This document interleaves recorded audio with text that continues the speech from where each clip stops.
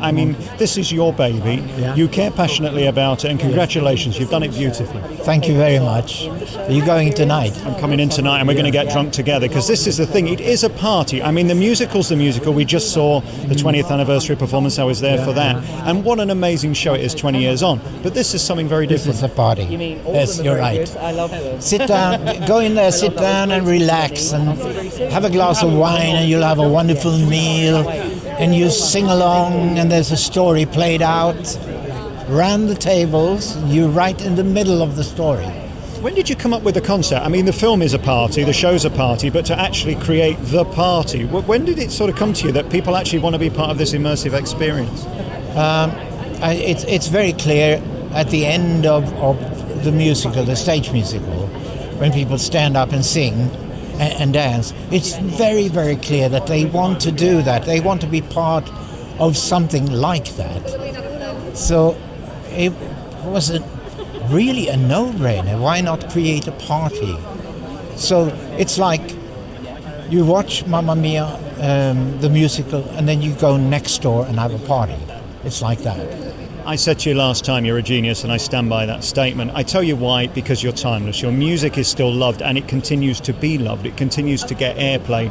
I asked you the question before, but I'm going to ask it again. Why? Why you? What did you do that makes us still in love with you 450 years after you penned these tunes? I wish I knew. Honestly, I don't know. I'm just grateful and, humble. And amazed, but why us? That I don't know. When are we going to get more? We want a new album. Please tell us there's going to be one. At least one new song next year. But I hear you're working on more. That's hearsay. I gave you a 5-star review in Stockholm. I can't wait to see it tonight. You're a star. Thank you so much. Welcome back to the premiere of Mamma Mia the Party, and a man who has changed music forever. I told you this last time that you are a genius. You do know this. Thank you. I don't think I am, but I'm a hard worker. I think it's all in the fingers, and we talked last time about how you put these tunes together and which one's better than which one, and it doesn't really matter, does it? Because the public come here. I just saw the show in Stockholm. Yeah. They literally have a party because of your music. Yeah, I like that. I like that fact, and the good idea with this, I mean, this is all Björn's doing. I'm not involved in this at all. I come and I listen to the band. I want the bass notes to be right and all that stuff. Otherwise, it's his work.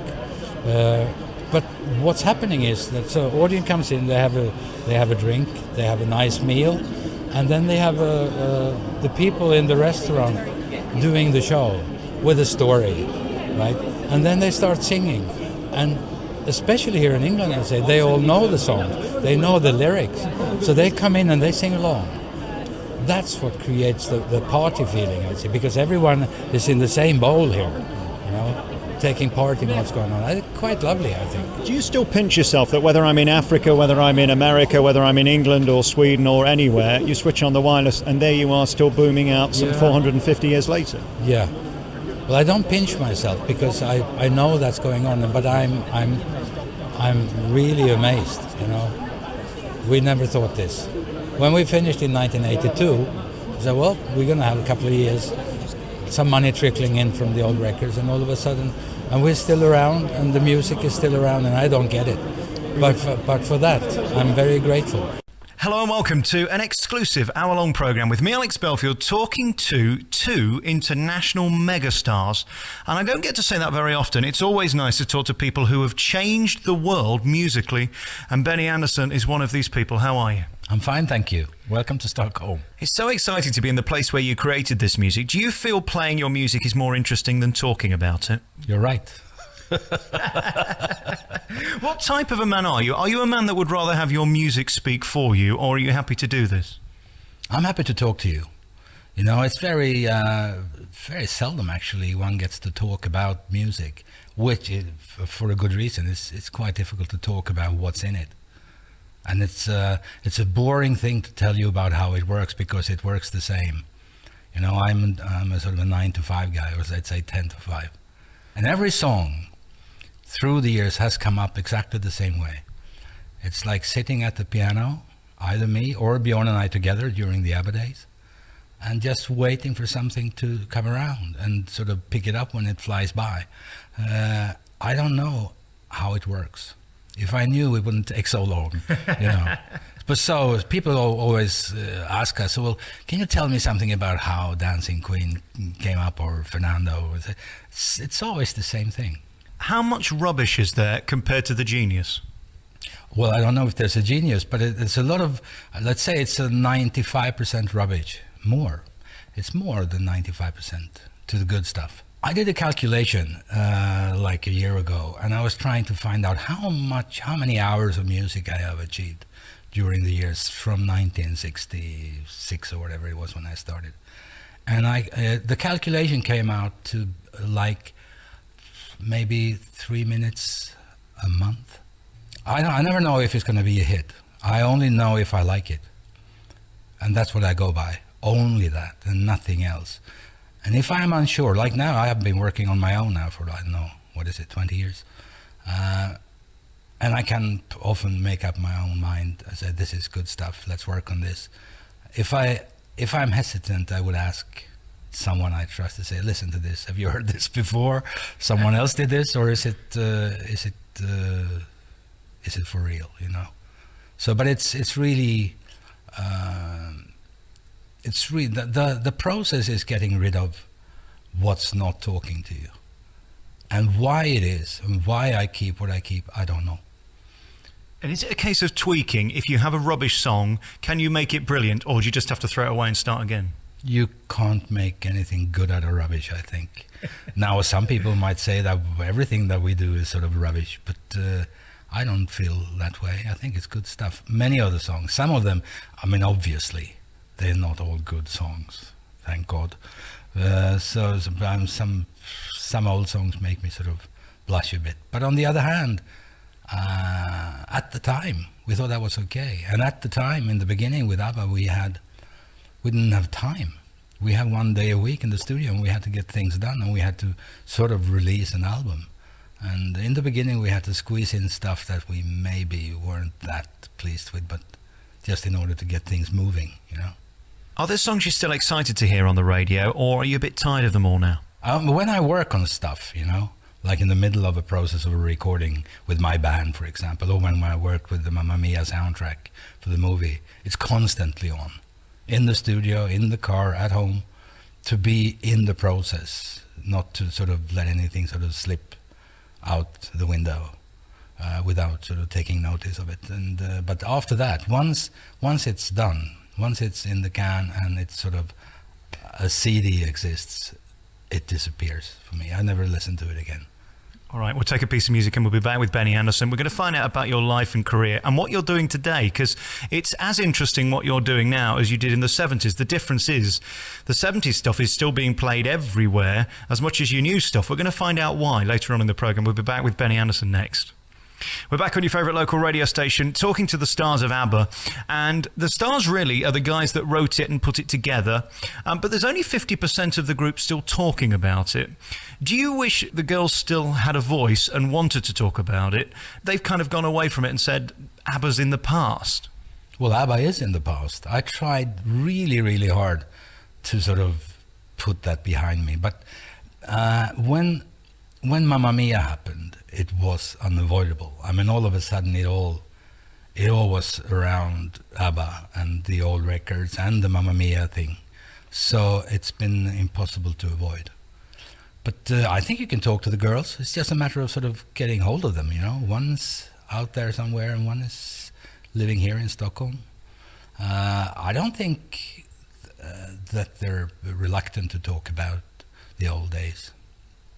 And when you see the videos of you guys then, or hear those ABBA records on the radio now, does it seem like a different person?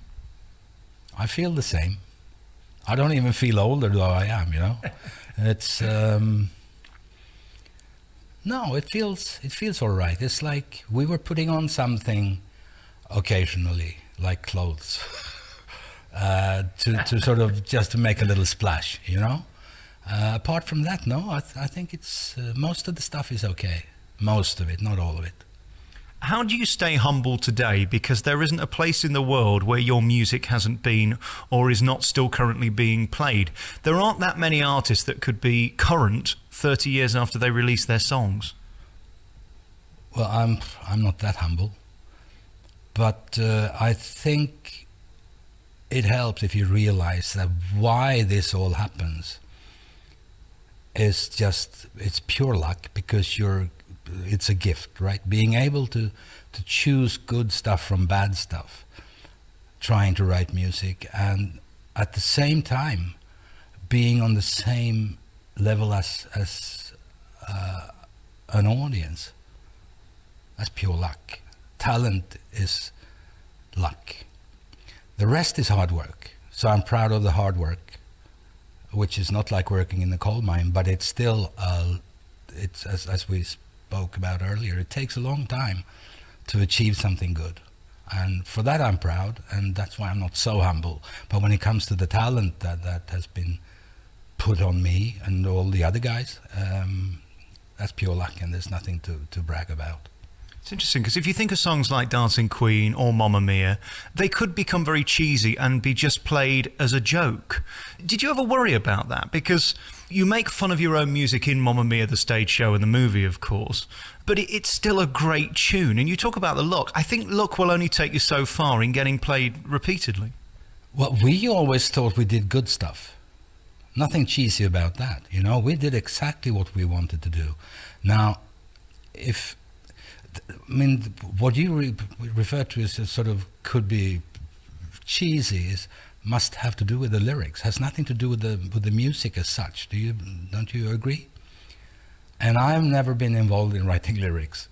I only care for the music itself. And as long as the lyric sits together with the music nicely, fine with me. I don't care if it's called Mamma Mia or Fernanda or Dancing Queen or whatever, as long as it sort of runs along with what the melody is, you know.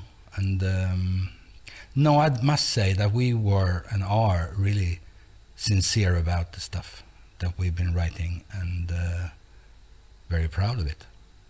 All right, we'll come back next with more from Benny Andersson. We're going to ask next, what makes a good tune? We're back with Benny Andersson on your favourite local radio station, talking to the star of ABBA, the man who sat down at the piano and created Dancing Queen and Mamma Mia, Thank You for the Music, and all these great tunes that everybody can sing. That's where I think you're a genius. You write tunes that people who are not musical can remember. What do you want me to say? I don't know. I don't know why it is a good tune. I know that I think it's a good song. You know, I'd say, this is good. This does not exist. It has identity, and I like it. Well, there's no recipe. If there was one, I mean, it would be an easy task, wouldn't it? It's not. It's just a matter of sort of trying to use what you've been given to make good choices, and never give up. And don't give away stuff that does not rhyme with that doesn't rhyme with what I feel. You know. That would be a disaster, because then you have nothing to hang on to. If you know you like the stuff, you know that there's something about it that make you sort of release it at all. If you're doing guesswork, you're in deep, man. And as for hearing the ABBA songs on the radio now, is it still as much of a thrill hearing them talked up as they were 30 years ago? I think some of them sounds pretty good to be so old, you know. I think it has. I mean, we spend a lot of time in the studio.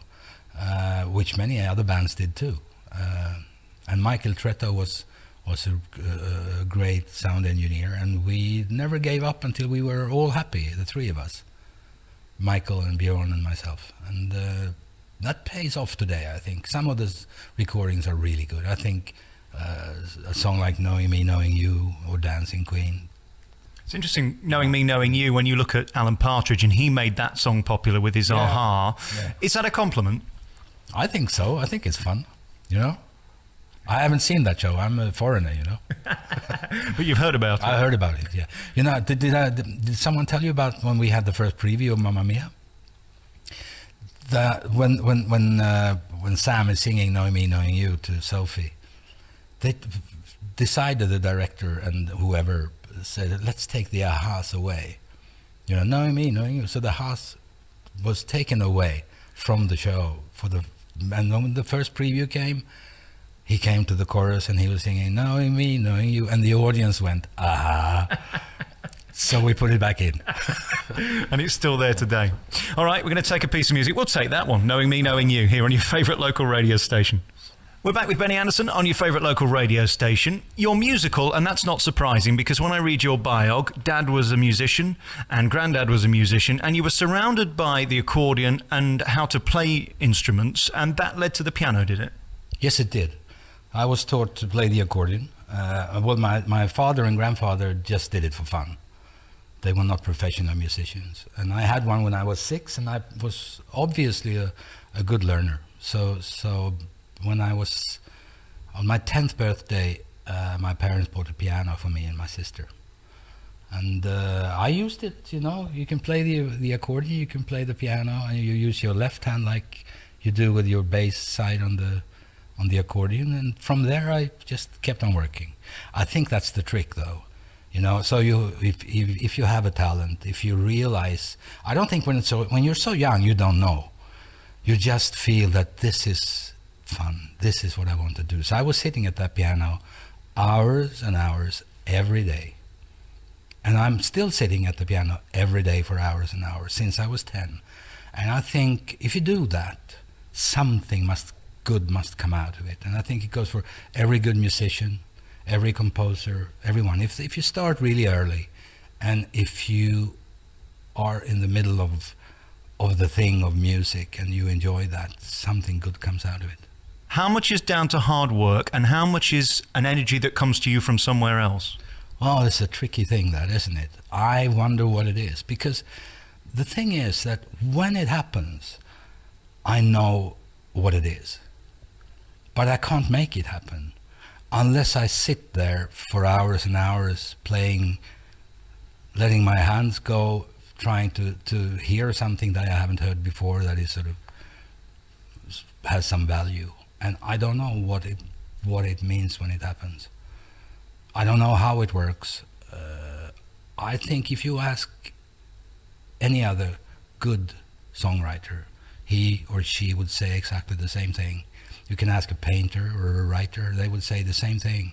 It's something that comes out of sitting there, waiting for it to happen, working on waiting for it to happen. When we talk about the X Factor today, and I look at someone like you, there aren't many of you around, are there? I mean, I can think of Elton John. He can write, yes, play, and sing. There aren't many people who can do all three. Well, I can't do all three. I can write and I can play. I can't sing. Well, I can sing in tune. I can do harmonies. I do on the records, but I don't have a singer's voice. I'm sorry to say. I wish I had. No, but I mean, you can still pull off a tune, can't you? I can sing a song, but nobody would listen. You're lucky. I mean, that's the reason. And Björn and I was, in the beginning, we knew we could write some good stuff. So we recorded an album, him and me, singing. And, well, he could sing a little better than I, but not much. And then we were together with the girls, Frida and Agneta, and they came in to help us out to do some backing vocals on our first album, a Swedish thing. And then we said, well, we crazy. We should write the songs. They should sing it, you know, and we should write pop music in English. So we did. We wrote a song called People Need Love. This is the first thing we did in 1972. Girls are singing, we're doing some backing vocals. And all of a sudden, it was all there, you know. So, very natural. And, I mean, I think it's quite clever of me and Björn not being the vocalists of this group. Björn is singing. Every album, he's singing one song, just to sort of break it up a bit on the albums. I think it was good. What I did notice in the research was Eurovision played a part in two ways. One, of course, with ABBA. But prior to that, your writing brought ABBA together, didn't it? Absolutely, like we spoke about earlier. I mean, we were writing. We thought that we could write good songs. I mean, there came a single with the Hollies, for example, and we said, well, we can do that, you know? But nobody cared, and nobody thought we could, outside Sweden, that is. We sent out songs to publishers. Nothing was ever recorded. Yeah, Lonnie Donegan recorded one of the songs.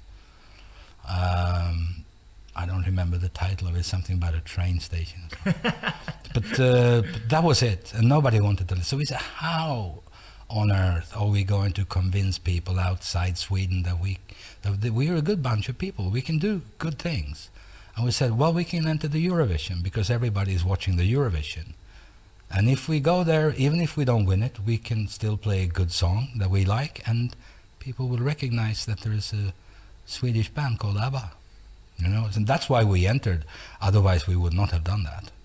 And how did you choose the song that went on to create the beast that was ABBA? We had two songs to choose from. We had one more of sort of more Eurovision type of thing called Hasta Mañana, which is on the same album, on the Waterloo album. And we had Waterloo and said, we want to do Waterloo because it's more like what we want to do, even if it doesn't fit into the Eurovision Song Contest. So we said, let's go with that because, you know, that's more like what we want to be. And if we don't win, it doesn't matter. It's still the song we want to do. How do you feel when you go out on a stage and you know that it's make or break? Because Eurovision either creates something wonderful or, in many cases, ruins people's careers. Were you nervous? Were you excited? Or did you think this could be it? This is our moment? Well, obviously, if you're in the competition, you want to win it. That's how it works. Even if you can't compete in music, it's sort of a silly thing. Nowadays, it's crazy. It's just too much, you know. And nothing ever... But I don't know. Did anything good came out of Eurovision since 1974? I'm not sure. Before that, good songs came up. You know, Volare was in there. Merci Chérie was in there. I don't know. Puppet on the String is a good song. The Spanish song, Eres Tú, was a lot of good stuff coming out. Now, I don't know. Do you think it's just there for parody and ridicule to bring us Europeans together against the rest of the world and for no other reason at all? I don't know. I mean, it's good entertainment, isn't it? I mean, you sit there and watch it and you see those different acts from different countries doing sort of 100% everything in every number. And all the lights and all the lasers and all the cameras and it's a really well-produced thing. But it's not for me, I must tell you. It's not. Having said that, the outrageous costumes that they wear today, back in the 70s, what you were wearing was, well, revealing at the very least. When they said to you, this is what you're going to wear, what was your reaction? No, we said what we wanted to wear. We wanted those clothes. Those clothes that we used for the Eurovision, they're really nice stuff. Take a look at them. They're good stuff. They're just it rhymes with the time, and they're kind of neat. Then we put some other stuff on occasionally that wasn't that nice. But those clothes I really like. How did you feel when you looked in the mirror? Good. I felt good. With high-heeled boots, with those, you know, the plateau shoes, yeah. But everybody was wearing them. You walk the streets in Stockholm or London for that matter. You were all on plateau boots. Why shouldn't we? Do you still have those costumes? Oh, yes. They're now with this ABBA world thing. Are you ever tempted to try them on again and see if they still fit? I don't think I would. Well, maybe. I'm not too far away from it. I don't know, maybe 10 pounds? Yeah, no, I think you're doing fine. All right, we're going to come back next and talk about the musical years. We've already talked a little bit about Mamma Mia, but Christina's the new show. We'll talk about that next. We're back on your favourite local radio station talking to a legend. There's no other way of saying it.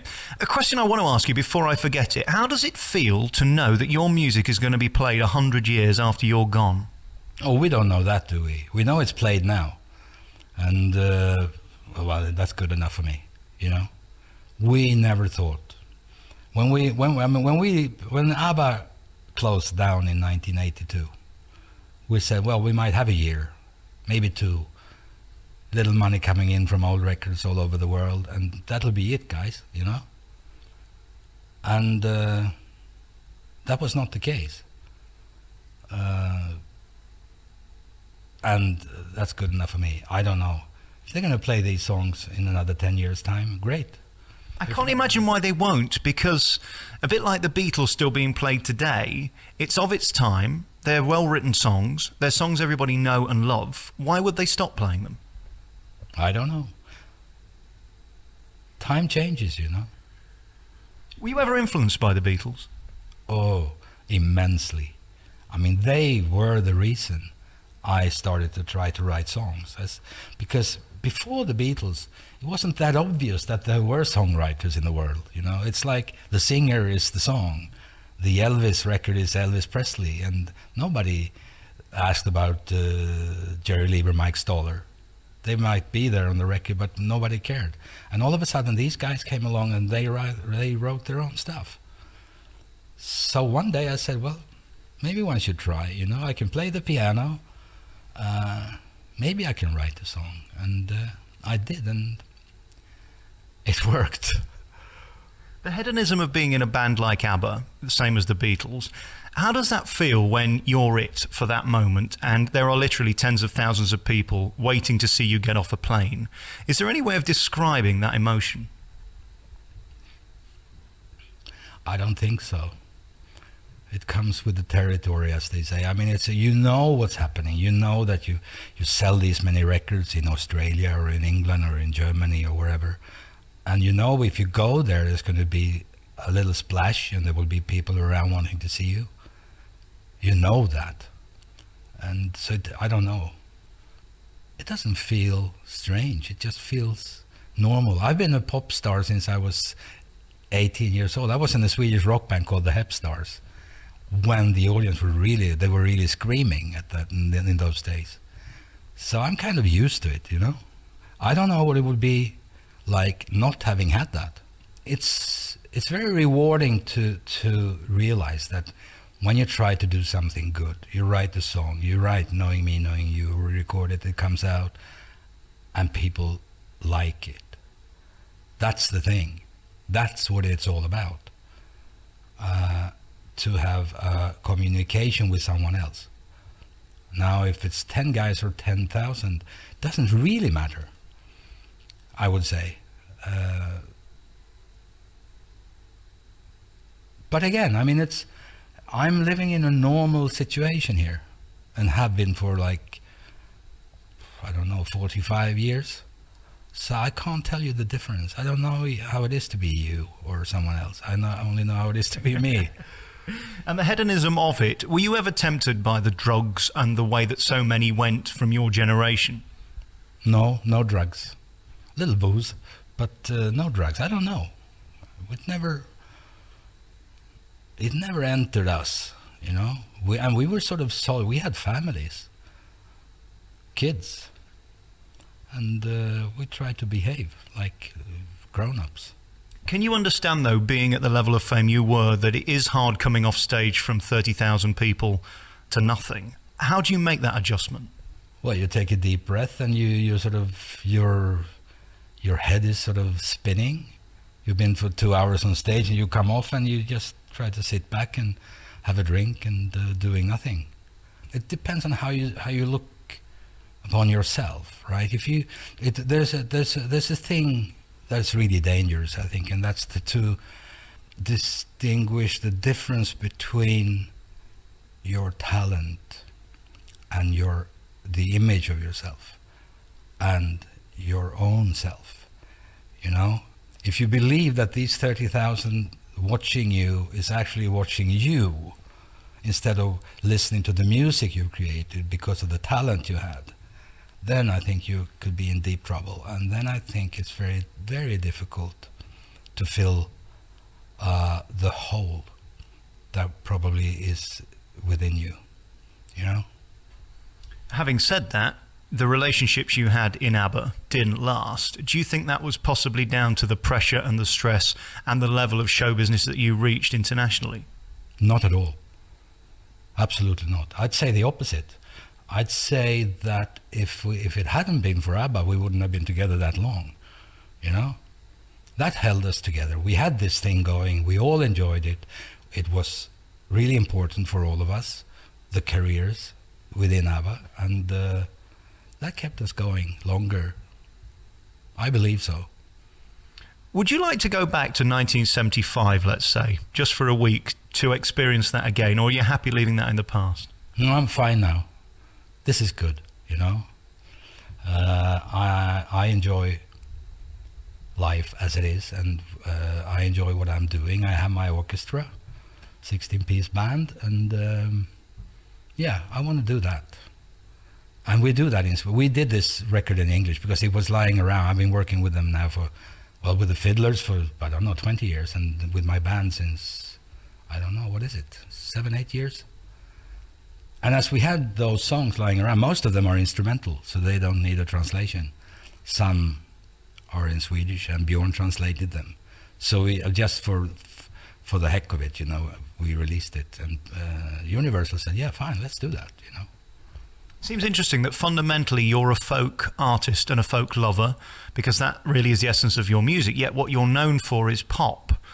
Does that bother you? Do you wish you'd have been a jazz artist or a folk artist or a classical artist? Because, I mean, you're all of these things if you listen to it within your music, yet you're a pop artist. Well, to start with, I'm not an artist. I just happen to be one of the 4 members of ABBA, and I could play the piano. I'm not an artist. I can run my band, and I can be on stage, and I can talk to the audience just to make them feel comfortable and all that, but I'm not an artist. I might be almost a musician. I'm just a songwriter and a piano player on stage the girls are artists, but I'm not a stage artist, I'm not a singer, I'm not a performer. So that leads me to my next question then. Would you have been happy just writing these songs and being the man behind it? Is it almost irrelevant, the fact that you were on stage with ABBA for all those years? In a way, yes. The thing is, though, you write a song, you don't give it away to someone, say, here is a song, you can do whatever you like. You have to follow it through. You have to be on top of the whole process till the end of it, to make sure that it is as good as it can be according to my preferences. Could be as good with someone else doing it, but you never know. So that means that everything that I've been involved in, I've been staying sort of really close to until it's done. Even if it was Christina the musical, which is like a 3.5-hour thing, or the music for chess, or anything, you have to be in there and you have to have the last word, so the final cut of things, because otherwise you never know what's going to happen. So I don't write songs for other people, just give them away. I write songs maybe for other artists, but I want to be involved in the process. If you had the chance to delete the records and re-record them and re-release them today, would you like to do that? Yes, but there's no use thinking like that because it's done, and you have to live with it, the bad as well as the good. We've got your grand piano in front of us, which I'd be delighted for you to play for us in a short while from now. How do you make the piano come alive? Because it's only white and black keys, isn't it, really? Well, I can only play my stuff. I'm not good at playing other people's music. So I don't see myself as a sort of a solid musician. I have no education. I can do my stuff, and that's good enough for me. Welcome back to The Big Show. It's Alex Belfield talking to 2 of the biggest stars in the world. We already spoke to Benny. Next we talk to Bjorn. How are you? Very well, thank you, and thanks for calling me that. No one has done that today. Really? Well, I think you are, and I tell you why I think you are. Everywhere you go in the world, they've heard of ABBA.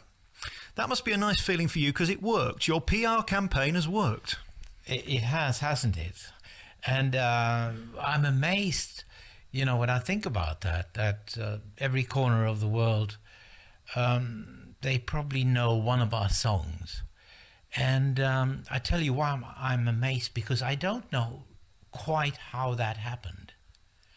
If you think about it, we split up in 1982, and the songs are more well known now, I probably think, than they were during the 70s. The way the music journalists talk about it these days is, I tell you, quite a difference from what they said in the 70s. So I guess, but we always felt, from colleagues in the business, colleague musicians, we always felt that they sort of understood that we had a serious approach, very, very much alike that theirs. And I'm talking about, various people who you would never dream of listen to our songs, like Led Zeppelin and others. So that was a great comfort when the guys in New Musical Express would, tell us to go away.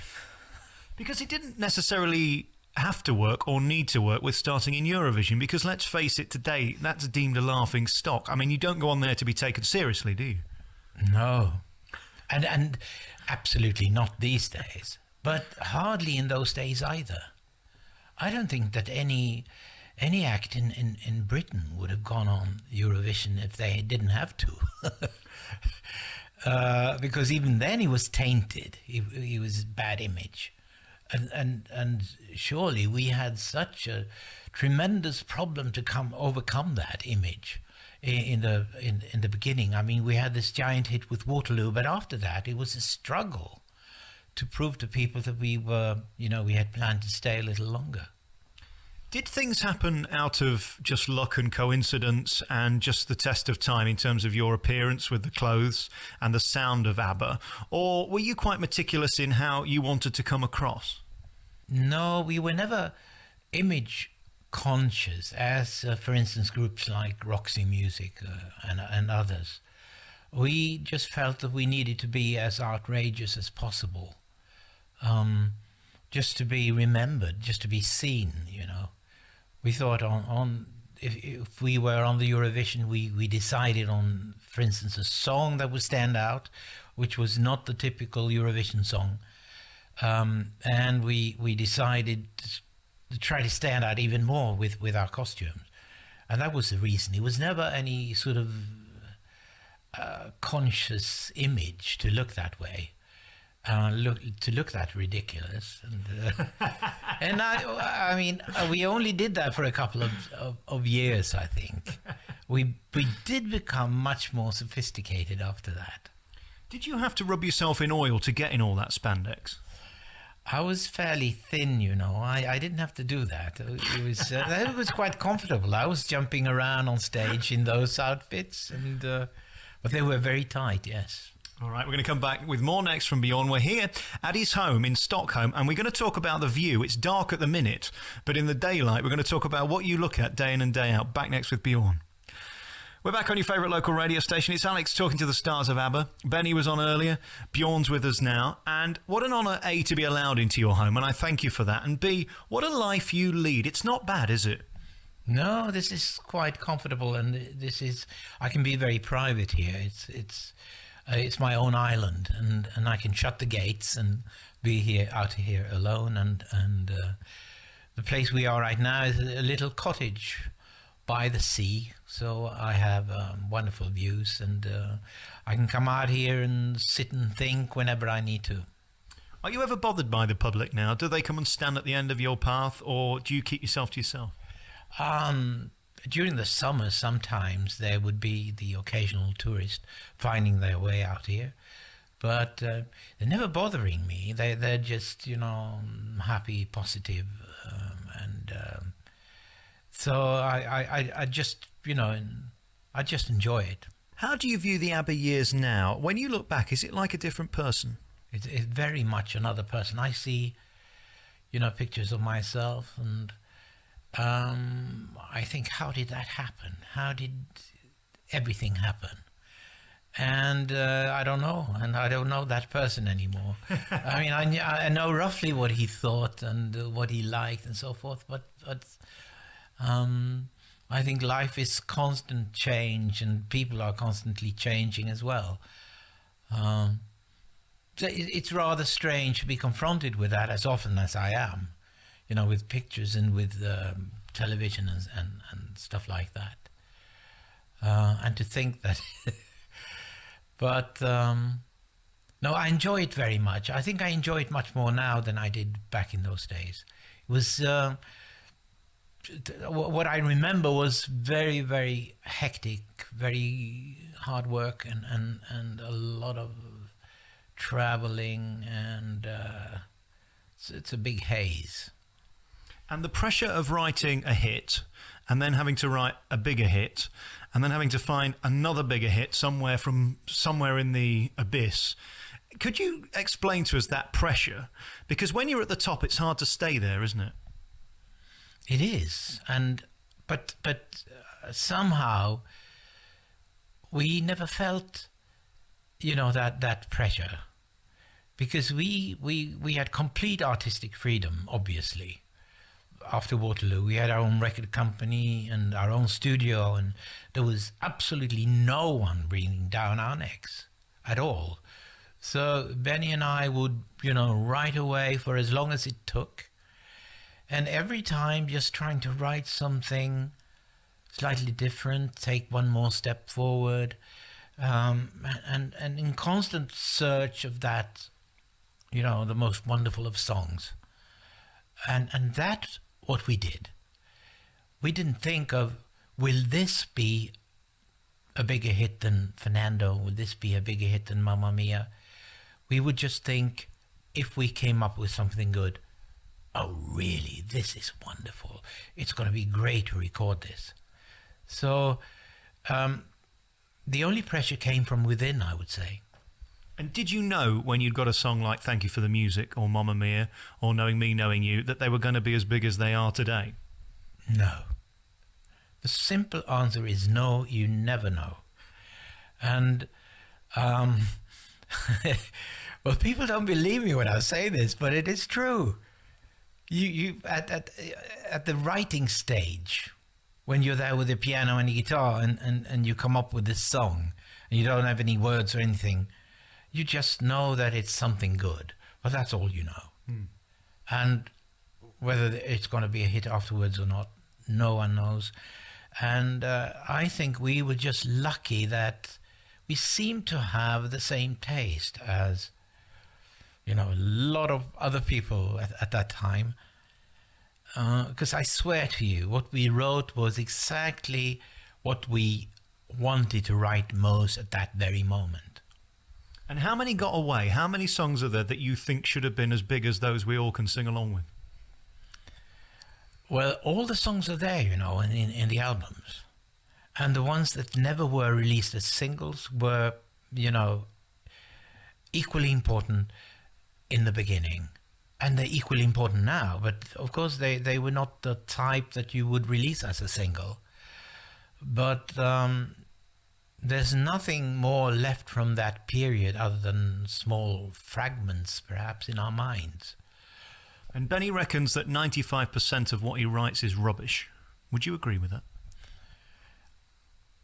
Yeah. I mean, you write all the rubbish in order to find the jewels. And in order to find them, you need to go through the rubbish. That's a simple truth.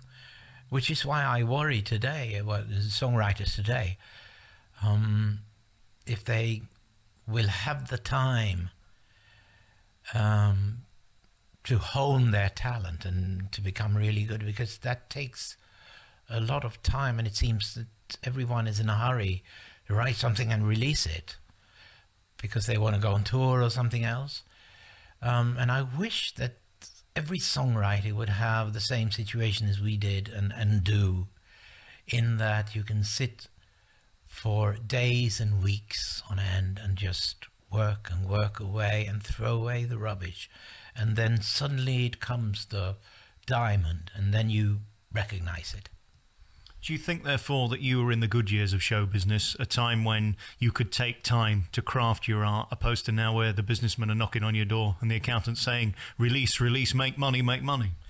Yeah, and when they also have to, the writers who are in groups have to make money through touring because of the illegal downloading, which is changing the business completely. Yes, so I think we were, the golden years of copyright were 70s, 80s, and half of the 90s. I know you've been very public about your feelings towards me getting your material for nothing. How bad is it really? I mean, is it literally ruining the business? It's bad for the business. But I'm not thinking about the business now. I'm thinking about the writers primarily, because I am one. And I think it's ruining the chances for those who want to have a long career in songwriting.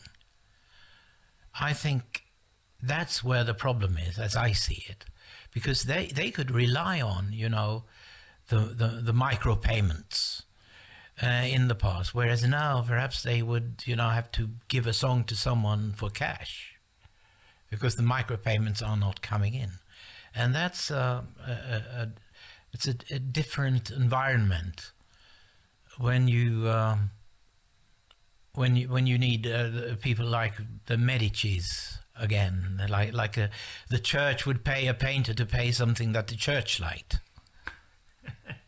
Would your advice then be to somebody who wants to be you to keep it in-house? No, I mean, people are so different. Some people, it's best that they just do the writing. Some it's best just the producing, and some just the singing. So I wouldn't like to give any advice on that at all. And this I'm not the right person. All right. And this is a question that you won't be able to answer. But when you were back in, let's say, 75, 80, which was the song in the live show that you would look forward to, that you thought, yes? Without question, Does Your Mother Know? Yeah, because that was my song. And it came towards the end of the concert, and it always went down very well. We're back with Bjorn here on your favourite local radio station, talking about the history of ABBA and talking about the future. You got a new musical, Christina, coming to London. It's been around for a while, though. We're going to get to that in a minute. I just want to talk about you as a child, firstly. Were you always a musical genius? I never was, and I am not to this day. All right, then, did you always love music? How about that question? Yes.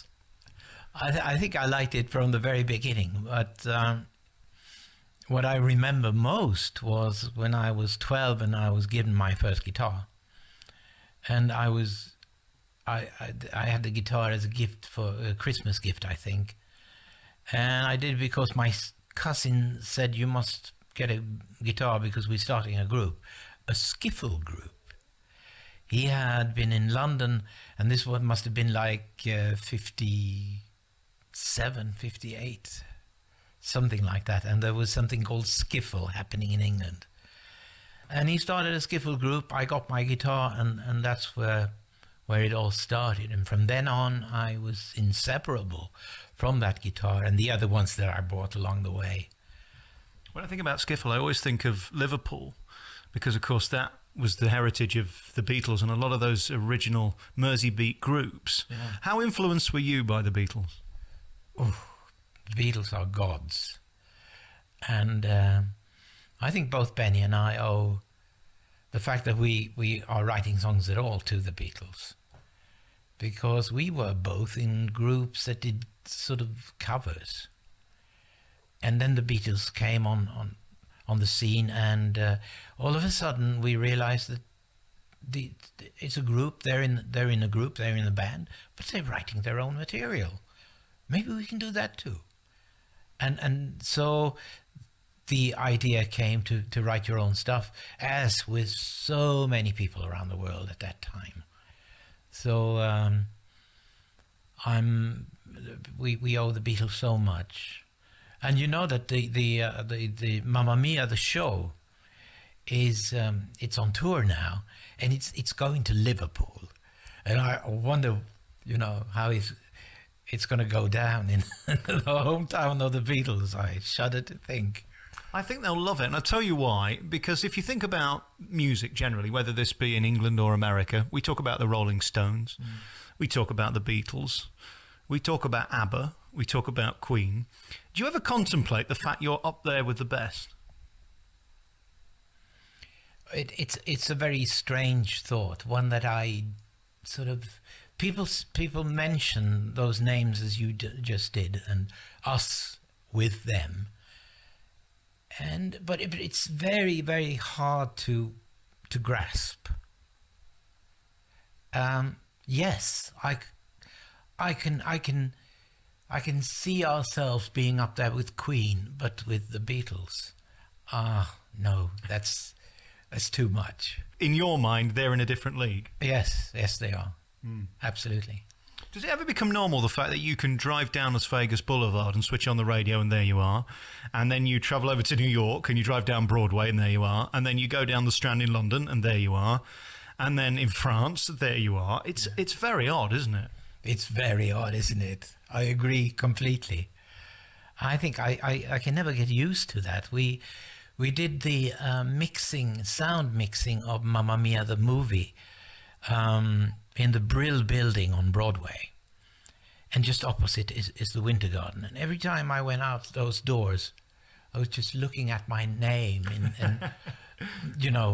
1.5 meters size, and it's quite incredible, and it's unreal. It's something I don't think you never can take naturally, never really grasp 100%. I mean, and let's put your musical into perspective. It generates over $1.2 million a week on Broadway. That's just on Broadway, and it's everywhere else as well. I mean, people really are into your music, aren't they? Mm.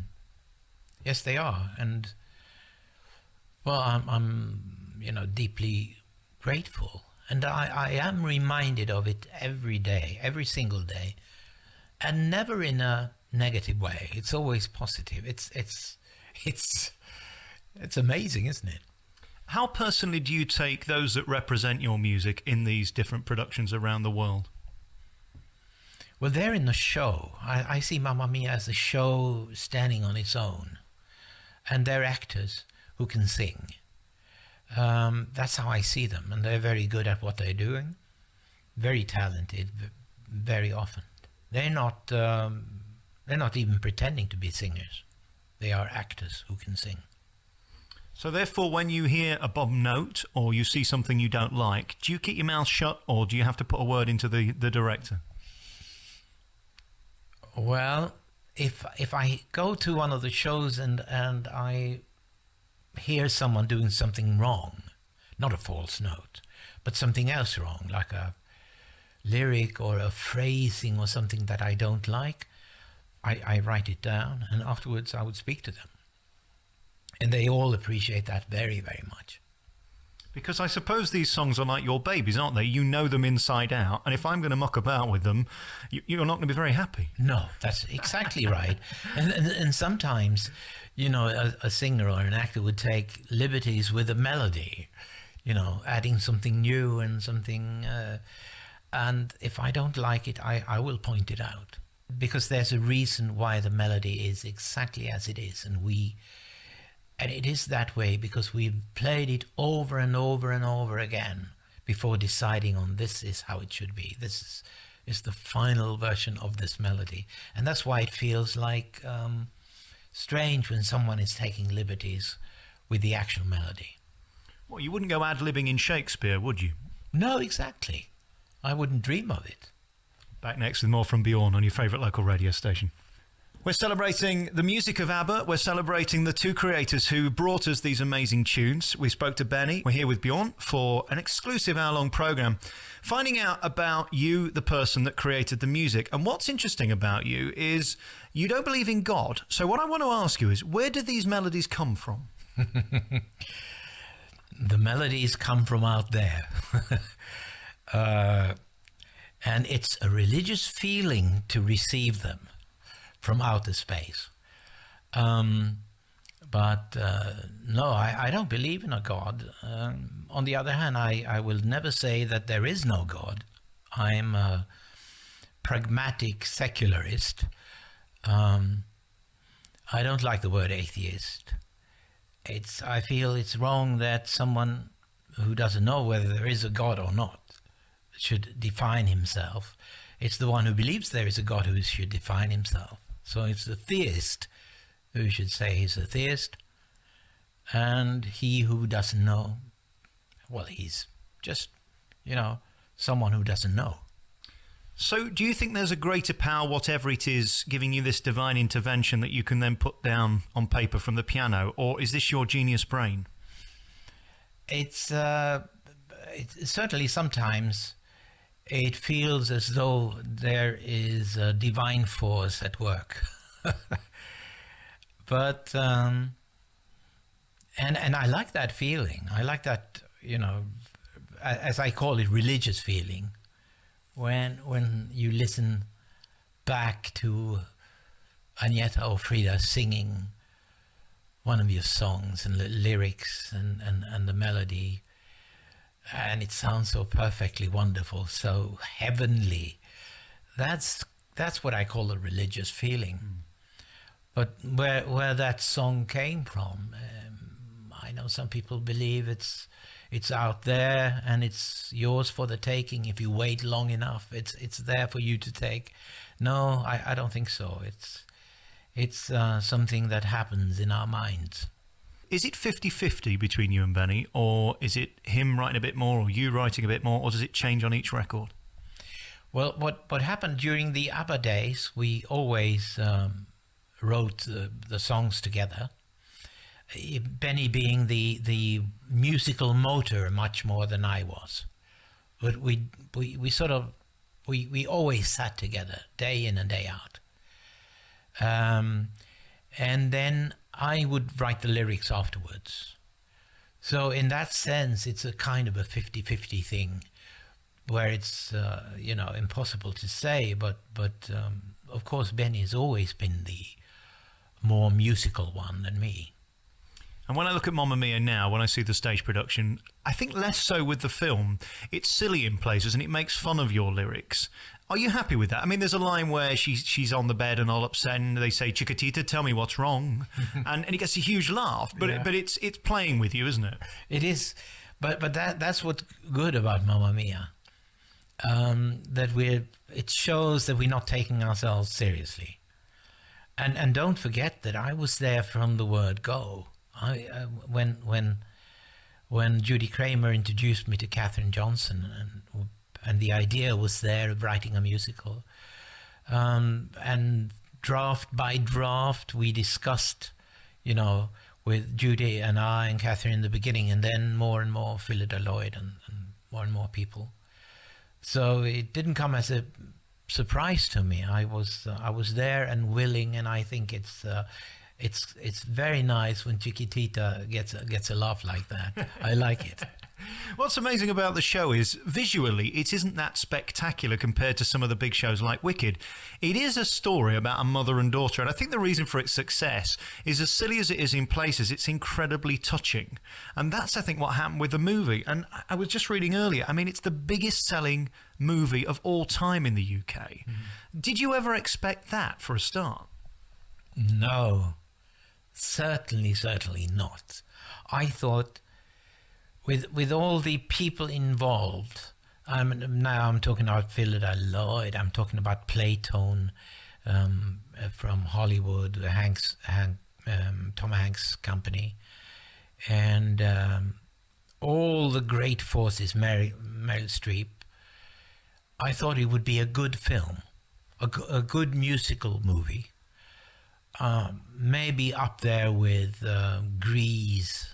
I'm talking money-wise, up there with Grease or something like that. And I never thought it would break loose like that, to become not just a musical movie, but one of the big movies. I never thought. I think you timed it very well as well. We were all a bit depressed when it came out, and I know women who went 7, 8, 9 times to see it, and they were dancing in the aisles. That doesn't happen very often, does it? No, I've not seen that in the theatre before. I went to one theatre in Stockholm, anonymously, and they were actually standing up, during the end of the movie, as they are indeed a stage show, and that's fantastic. Bjorn, how do you go anonymously? You're Bjorn. Well, I just got in after the lights had gone down. It wasn't difficult. I've got to ask you the question, didn't it make you just a little bit want to get back on stage and sing those songs again? No, funnily enough, no. I mean, I think I was never kind of a stage person. I think you need to be a bit of an exhibitionist to love to be up there. And also, being in a group like ABBA, it's when you're on stage, you're reproducing something that you've done before, almost exactly. And I thought it was far more interesting to write new stuff. So I used to get, fed up after a week or two on tour. And that's why we almost only toured, like I would say, 4 months, 5 at the most out of that period of 10 years. Which is very, very little.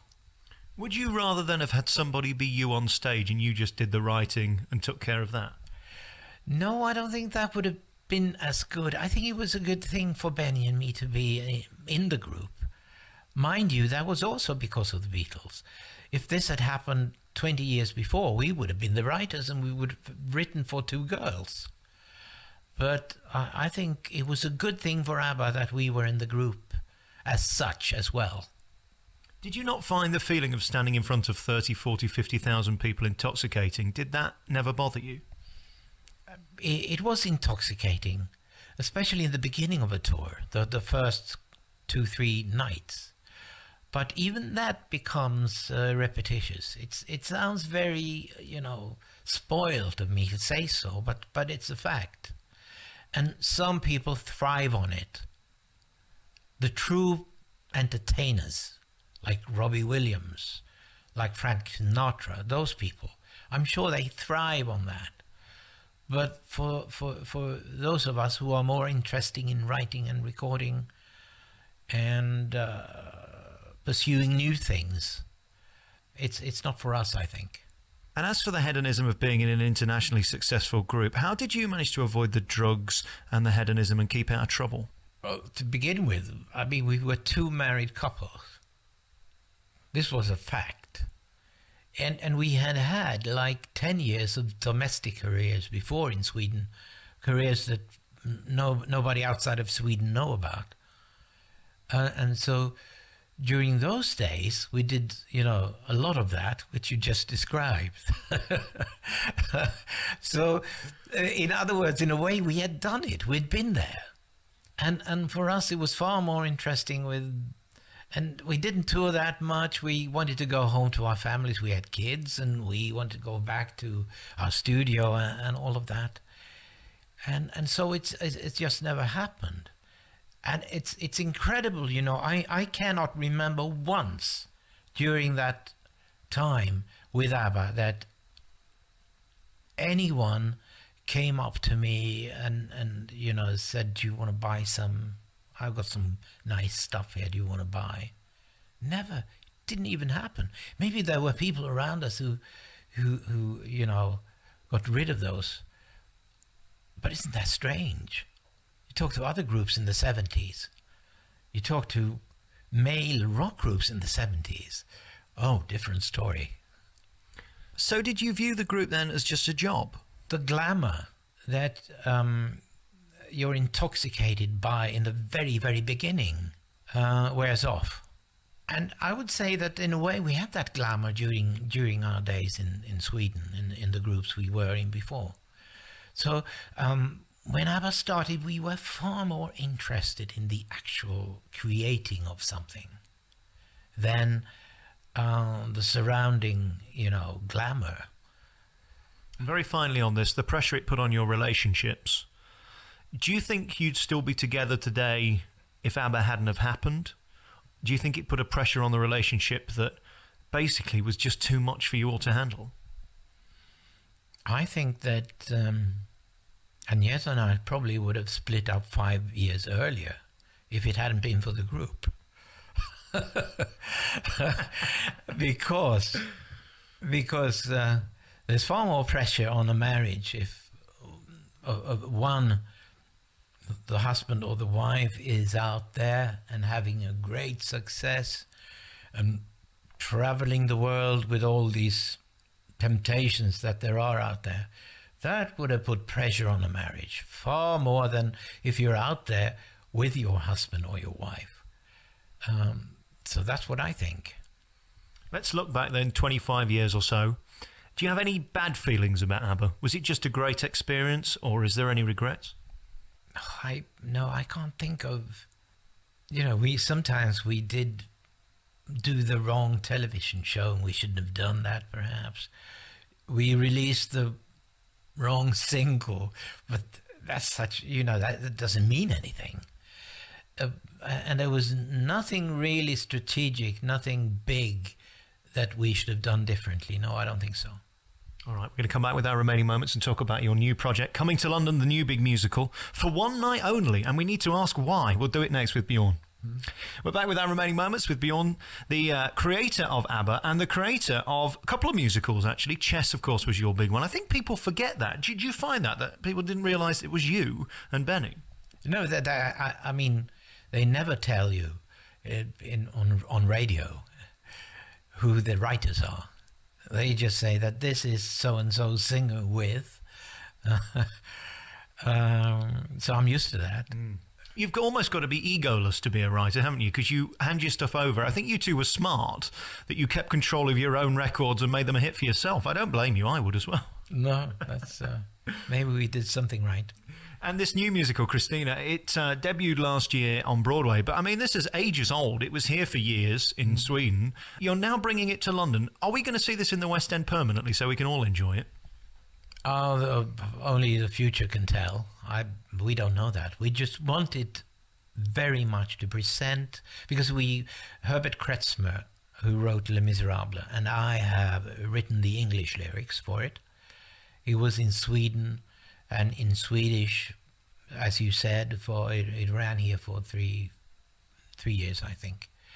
But we did present it on Broadway at Carnegie Hall last year, and we desperately wanted to present it in England as well. And what better place than the Albert Hall? So this is a concert version of Christina the musical. It's great because I'm very proud of it, and as you said, the English don't know anything about it. And this is by far, I think, the best way to present it at first. And then maybe more people will get interested, and we'll see if there's interest for a fully fledged musical later on. Does it still matter to you what I think? Do you still care? I think I do. I think I would be upset if you said something that I didn't agree with. Or if you said that this or that song is and you never, surely you didn't do your best there and so forth. I would get off. And that's nice, because it means that you've still got the hunger for it, which is amazing, because you would think by now you'd take your money and run, but you still keep fighting to be successful, and that's incredible. It kind of underscores the fact that you are a musician, aren't you? You're not really a showbiz tart that wants to be out there being popular. No, that's right. You're absolutely right. It is what we have created that I'm so proud of, and I'm dying to present. To hear that stuff sung from the stage and sit down in the audience and feel how the audience reacts. It's, it almost beats being up there on stage. You're going to hate this question. It's like asking who's your favourite child. But what are you most proud of? Is there one piece of music you think, I nailed it? Well, there are several things from the ABBA years, from Chess, from Christina. And it's quite so difficult to say, but something that you'll see will go down, I think, very well at the Albert Hall is a number from Christina that I'm extremely, extremely proud of. And it's called You Have to Be There. And that's what I'm telling you out there as well. You have to be there on the 14th of April. Wasn't that good? You're good at this. You're good at this. My final question has to be this. How does it feel knowing that 100 years after you've gone, we're still going to be playing your records on the radio? Well, I don't know that, do I? And I never certainly think about that. It's a nice feeling, though, isn't it, to know that people still care, because not many artists from the 70s particularly are being played today. A lot of that music is forgotten, because as time moves on, we care less and less. Yeah, that's right. Which is why I always ask myself the question, and Benny too, why us? When there was so much good in the 70s that is now almost forgotten. I don't understand it, but I'm very proud and very pleased it is the way it is. Thank you for allowing me in your home. Thank you for talking to me. It's been a great honour and a pleasure. And to me, a living legend is such a thrill because you've given so much happiness to so many people. And when I go around clubs doing appearances or whatever, and they bang your records out at the end of the night, I can assure you there's not a dry seat in the house. Everybody's on their feet. Mm-hmm. Do you ever think about that when you're lying in bed wondering how many people are boogieing to Dancing Queen around the world? Oh, that's quite a thought, isn't it?